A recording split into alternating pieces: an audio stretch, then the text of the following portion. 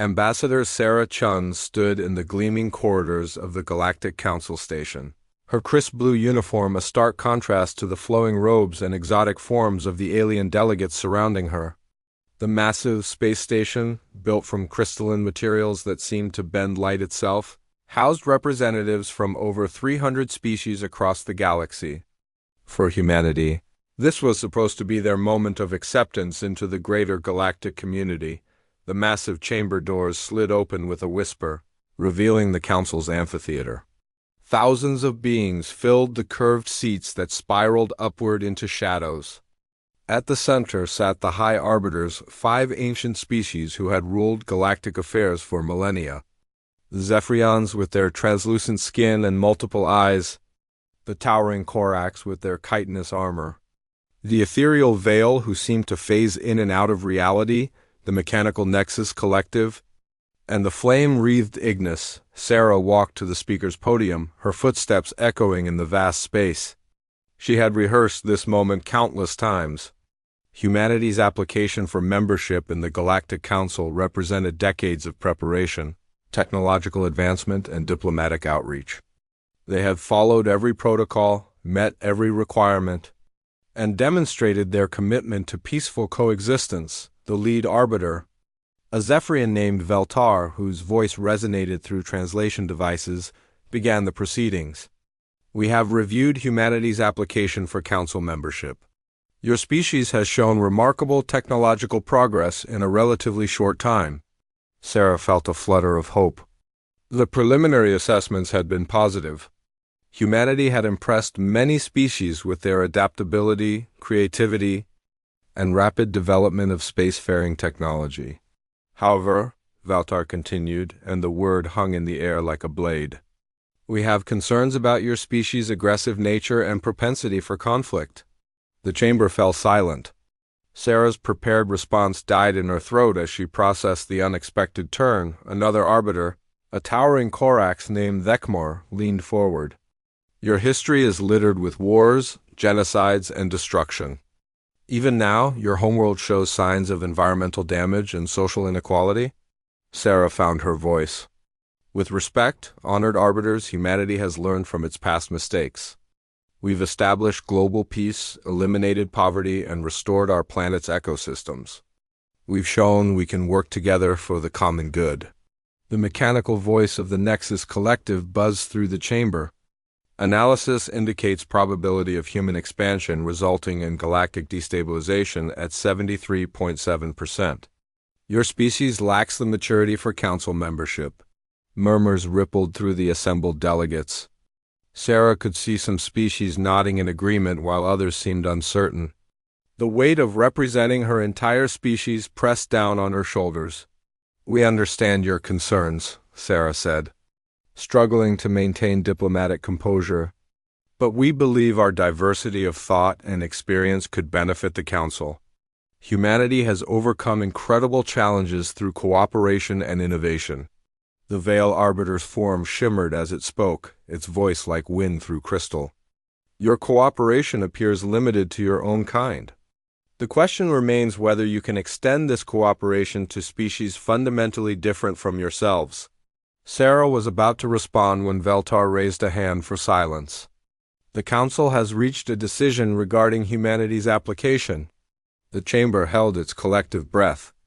Representatives from species across the galaxy waited to hear the fate of this young race that had burst onto the galactic scene with such rapid advancement. Humanity's application for council membership is denied, Veltar announced. Furthermore, given the potential threat your species poses to galactic stability, the Council hereby imposes restrictions on human expansion beyond your current solar system. Gasps echoed through the chamber. This wasn't just a rejection. It was a quarantine. Thekmor continued the pronouncement. Humanity is forbidden from establishing colonies beyond the Sol system. Any attempts to expand will be met with Council enforcement action. You will be monitored to ensure compliance. Sarah felt the blood drain from her face. You're imprisoning us in our own solar system? Based on speculation about what we might do? Based on careful analysis of your species' behavioral patterns, the Nexus Collective responded. This containment is for the protection of all galactic civilizations. The Ignis Arbiter, wreathed in perpetual flames, spoke for the first time. Your species burns too brightly, too quickly. Like wildfire, you must be contained before you consume everything in your path. Sarah looked around the chamber, seeking support among the delegates, but found mostly averted gazes and uncomfortable shuffling. A few species seemed sympathetic, but none spoke in humanity's defense. This is not justice, Sarah said, her voice carrying across the vast space. This is fear masquerading as wisdom. You condemn us for potential crimes we haven't committed. The decision is final, Valtar declared. Council enforcement fleets will establish patrol routes around your system's boundaries within one solar rotation. Any human vessel attempting to cross these boundaries will be turned back or destroyed. As the session ended and delegates began filing out, Sarah remained at the podium, processing the magnitude of what had just occurred. Humanity had reached for the stars, only to have their wings clipped before they could truly soar. Admiral Marcus Webb, head of Earth's Space Defense Force, approached her as the chamber emptied. His weathered face was grim. Sarah, we need to get you back to Earth immediately. The President needs to know what we're facing. As they walked through the station's corridors toward the human diplomatic vessel, Sarah noticed the looks they received from other species. Some showed pity, others relief, and a few displayed what might have been satisfaction. The galaxy had spoken, and humanity had been found wanting. During the journey back to Earth, Sarah stared out at the vast expanse of space, now forbidden territory for her species. The irony wasn't lost on her. Humanity had spent centuries dreaming of the day they would join a galactic community, only to find that community saw them as a threat to be contained. The news reached Earth before their ship did. By the time they entered Sol System, protests were erupting in major cities worldwide. The dream of galactic citizenship had become a nightmare of cosmic isolation. In the emergency session of the Global Council, President Maria Santos addressed the assembled leaders with barely contained fury. They've essentially declared us galactic pariahs based on their prejudice against our past. We're being punished for crimes we haven't committed and potential threats we haven't made. Director of Space Development Chin Wei stood at the holographic display showing their solar system. Their enforcement fleets are already positioning themselves at the heliopause. They're not taking any chances. Admiral Webb clenched his fists. We have colonies under construction on Kepler 442b and Volf 359. Thousands of our people are out there. And now they're cut off from home.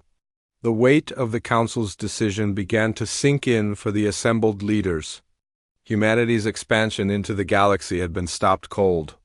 Their dreams of exploring distant worlds, making contact with new civilizations, and contributing to galactic society had been crushed by fear and prejudice. Sarah looked at the faces around the table and saw something she recognized from humanity's darkest hours, something that had driven them to overcome impossible odds before.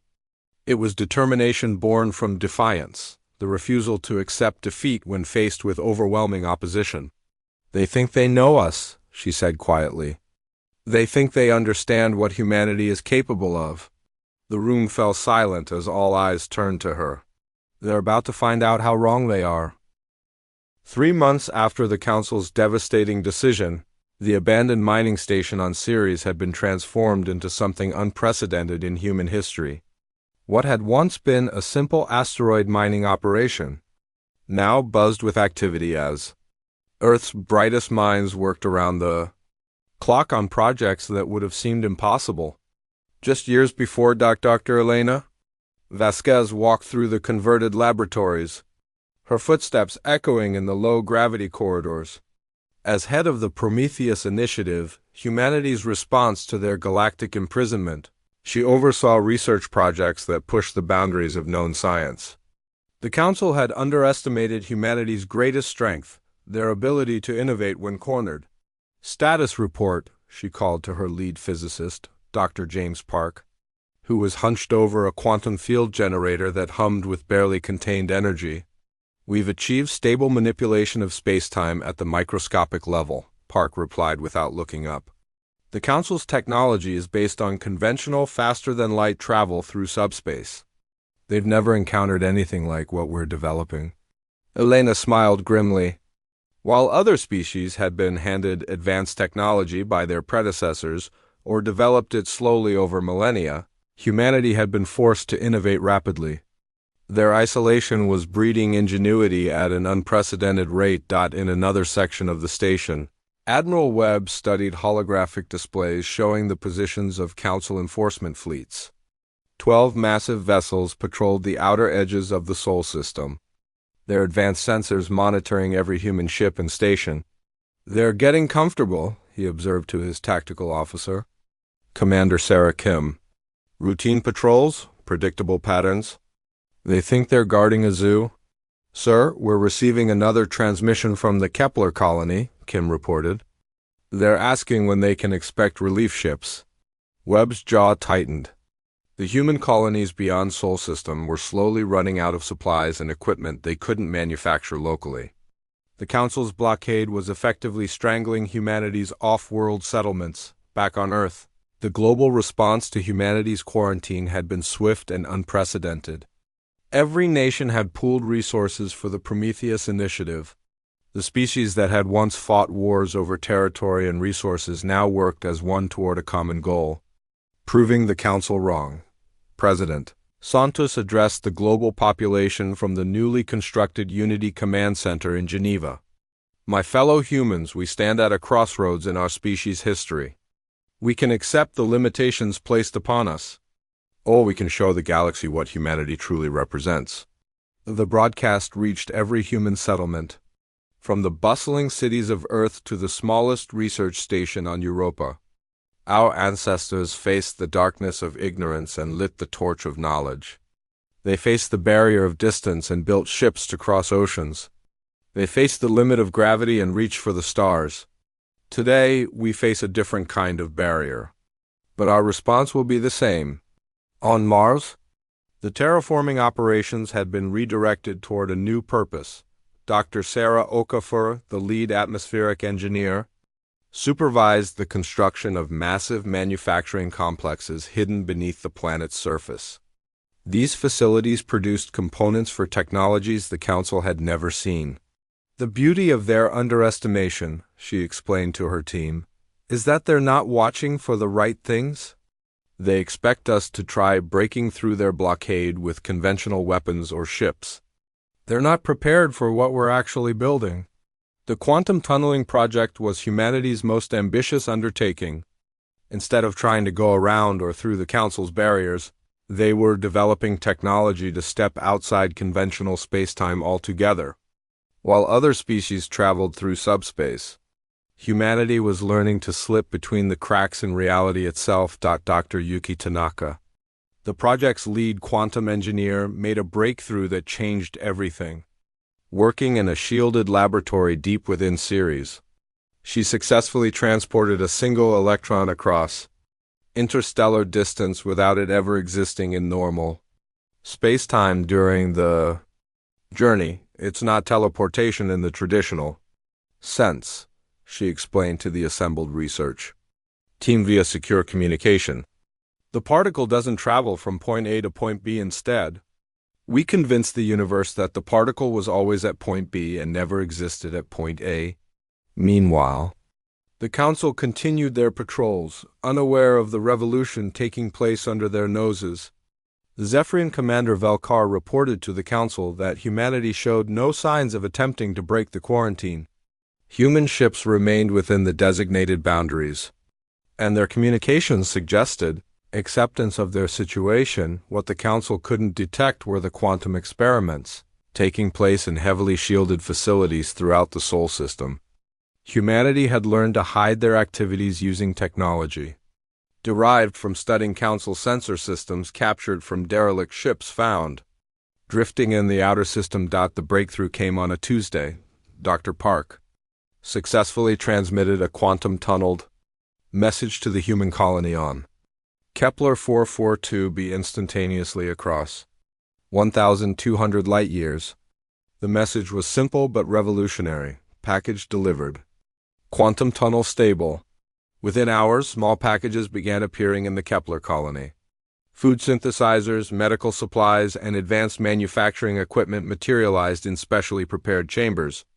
Delivered through quantum tunnels that existed outside normal spacetime, the colonists, who had been preparing for slow starvation, suddenly found themselves better supplied than they had been before the quarantine began. More importantly, they began receiving blueprints and components for technologies that would make them completely self-sufficient, but humanity's response went far beyond mere survival.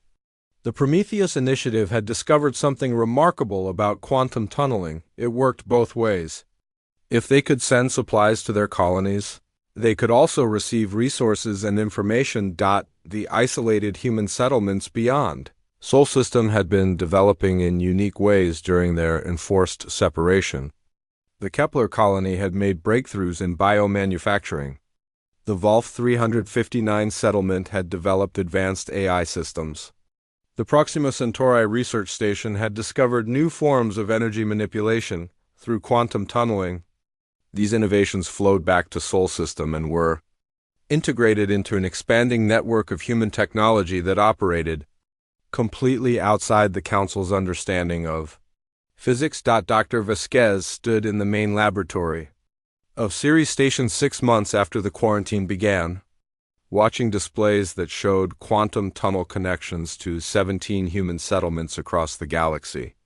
What had been intended to isolate humanity had instead forced them to develop communication and transportation technology, centuries ahead of anything the Council possessed. Phase 1 is complete, she announced to the assembled team. We've re-established contact with all human colonies and ensured their survival. Phase 2 begins now. Admiral Webb joined the celebration, but his expression remained serious.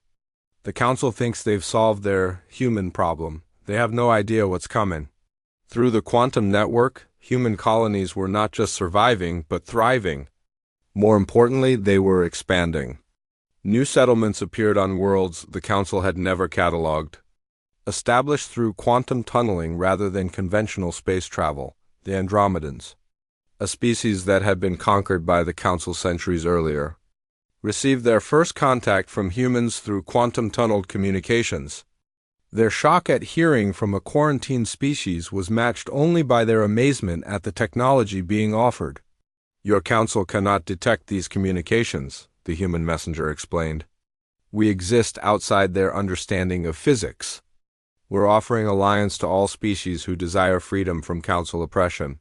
Within days, the quantum network was carrying messages between dozens of species across the galaxy. The Council's information monopoly, maintained through control of subspace communication networks, suddenly faced competition from technology they couldn't detect or comprehend. The true scope of humanity's response began to emerge. They weren't just circumventing the quarantine. They were building a parallel galactic civilization that operated entirely outside Council control. Every species that had ever chafed under Council rule now had an alternative. Commander Velkar's routine patrol report to the Council remained unchanged. Human activity within acceptable parameters. No attempts to breach quarantine detected. He had no way of knowing that while he watched the boundaries of Sol System, humanity was already establishing their influence across the galaxy through means his sensors couldn't detect.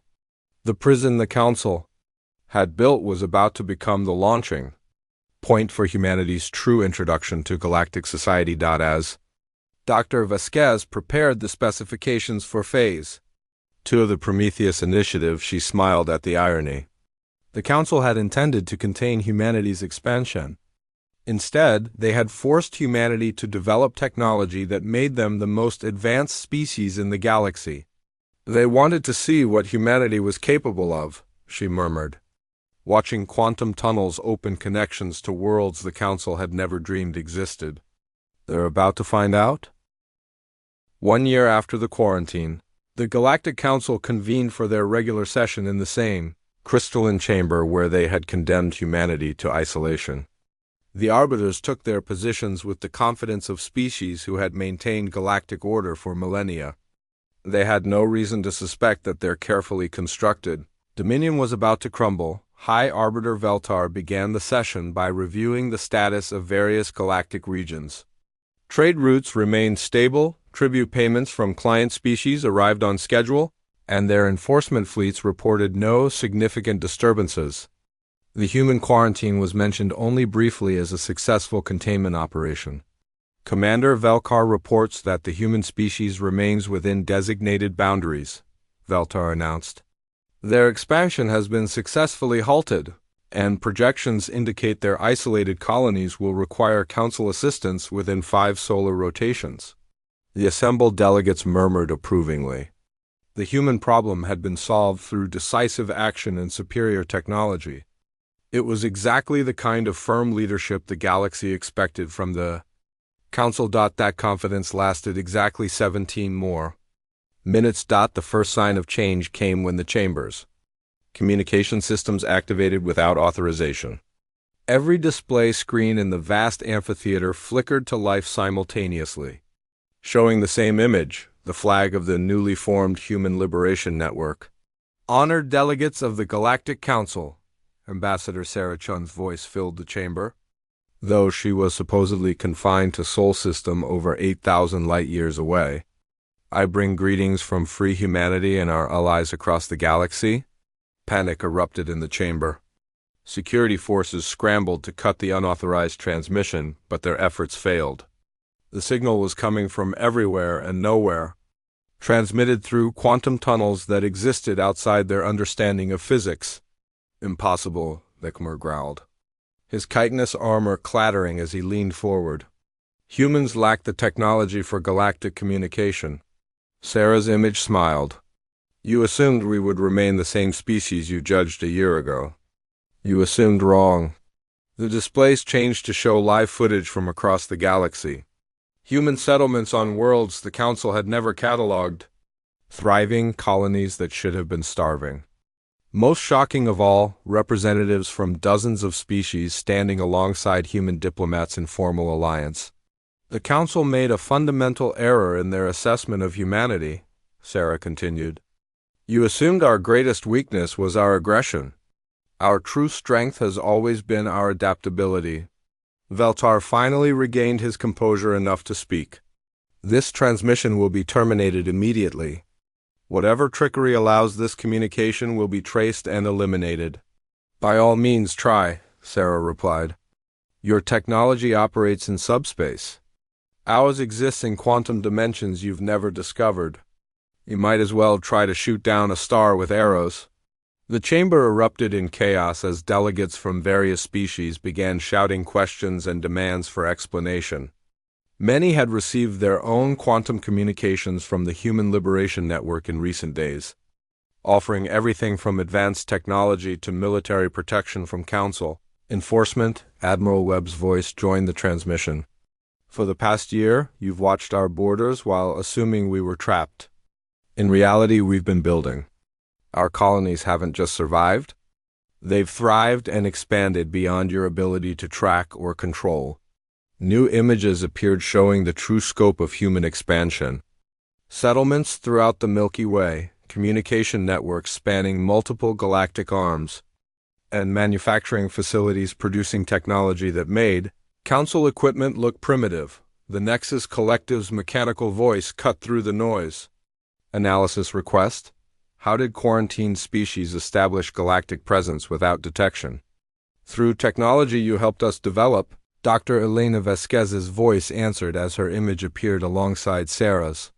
Your blockade forced us to innovate beyond conventional physics. We discovered quantum tunneling while trying to supply our isolated colonies. What began as survival became revolution. The displays shifted to show the network of species now allied with humanity. The Andromedans, freed from Council oppression through human technology. The peaceful Christri, who had been denied Council membership for being too pacifist, now protected by human defense networks. Dozens of other species who had found in humanity what the Council claimed to offer but never delivered. Genuine partnership. The Council claimed we were too aggressive for galactic society, Admiral Webb continued. Yet in 1 year we formed more genuine alliances than the Council has achieved in millennia. The difference is simple. We offer partnership, not domination. High Arbiter Veltar stood, his multiple eyes blazing with fury. This is rebellion against galactic order. The Council will not tolerate such disruption. Our enforcement fleets will crush this human uprising before it spreads further. Sarah's expression grew serious. Arbiter Veltar, I strongly advise against hostile action. Our defensive capabilities have evolved considerably since your last assessment. Threats from a quarantined species? Vekmer laughed, a sound like grinding stone. Your greatest ships are mining vessels and research platforms. Council warships represent thousands of years of military advancement. Would you like a demonstration of our current capabilities? Admiral Webb asked quietly, before anyone could respond. Every Council enforcement vessel throughout the galaxy simultaneously lost power. Not destroyed or damaged, simply turned off like switches. Their reactors went cold, their weapon systems went dark, and their engines stopped functioning. Massive warships that had terrorized galactic civilization for millennia became floating metal tombs in the space of seconds. The silence in the Council chamber was deafening. Thousands of delegates stared at their communication devices, receiving reports of the impossible.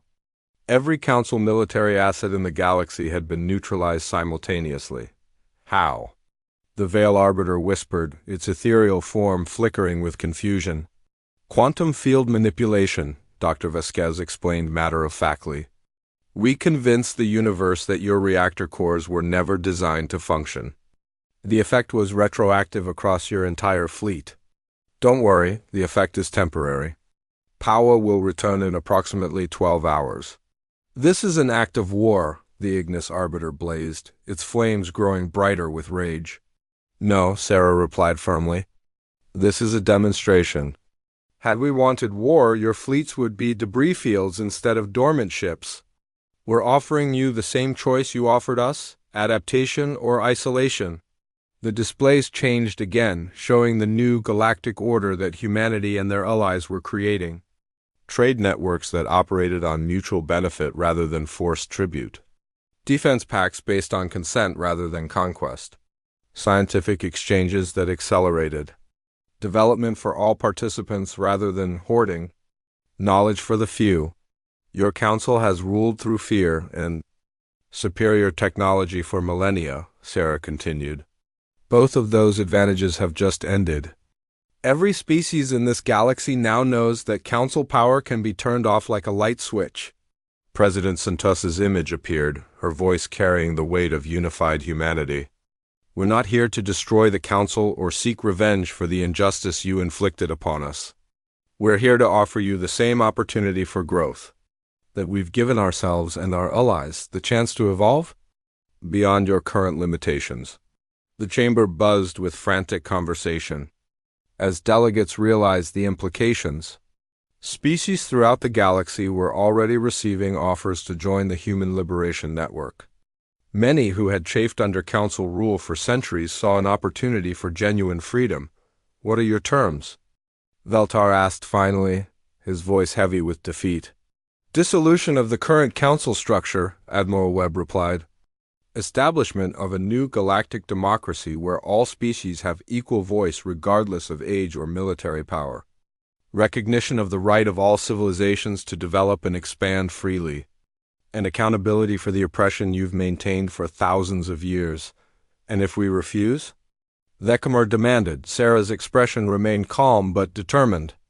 Then you'll find yourselves increasingly isolated as species choose freedom over subjugation. We won't force anyone to join us, but we won't allow you to force anyone to remain under your control either. The truth was undeniable. In 1 year, humanity had accomplished something no other species had managed in millennia. They had broken Council power completely. Not through conquest or destruction, but through innovation and genuine partnership with others. Dr. Vasquez spoke one final time. You threatened humanity with containment because you feared our potential for disruption. You were right to fear it, but wrong about its nature. We didn't disrupt galactic society through aggression. We disrupted it by offering something better.